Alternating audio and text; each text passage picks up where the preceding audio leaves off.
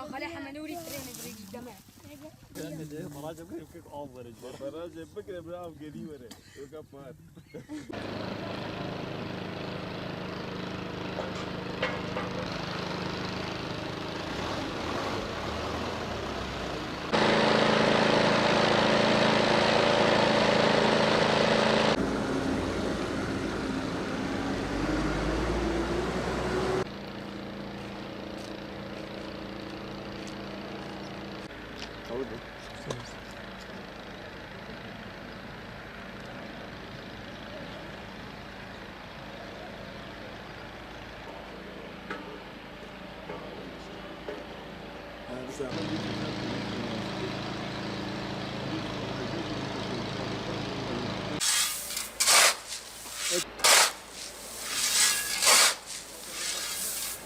Peki diye karşı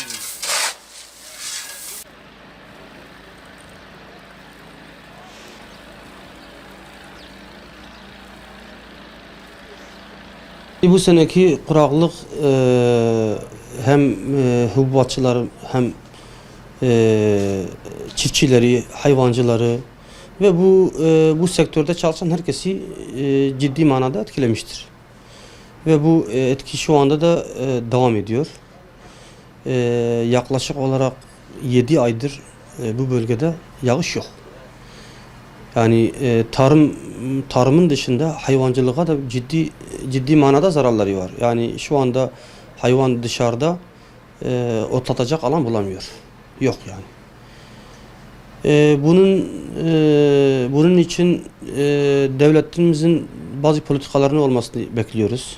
Şimdi örneğin tarım arazilerinin imara açılması konusunda ciddi sıkıntılarımız var. Verimli tarım arazilerimizin fıstık gibi ürünlerde kullanılması ciddi bir sıkıntıdır.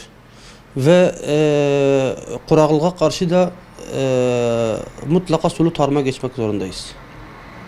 Yani şu anda dışarıdan arpa buğday satın alınıyor ve son yapılan ihale yani 2900-3000 liraya kadar devletimiz dışarıdan arpa alıyor ve vatandaşımıza 2170 liradan satıyor. Yani ton başında 700-800 lira zararını yapıyor. Vatandaşa veriyor bu hayvancılığı yaşatmak için. Bu nereye kadar devam edecek? Yani vatandaş da temkinlidir. Özellikle hayvancı önünü göremiyor. Yani bu şekilde devam ederse önümüzdeki sene vatandaş 3000 liradan arpa verirse, devlet elini çekerse hayvancı biter.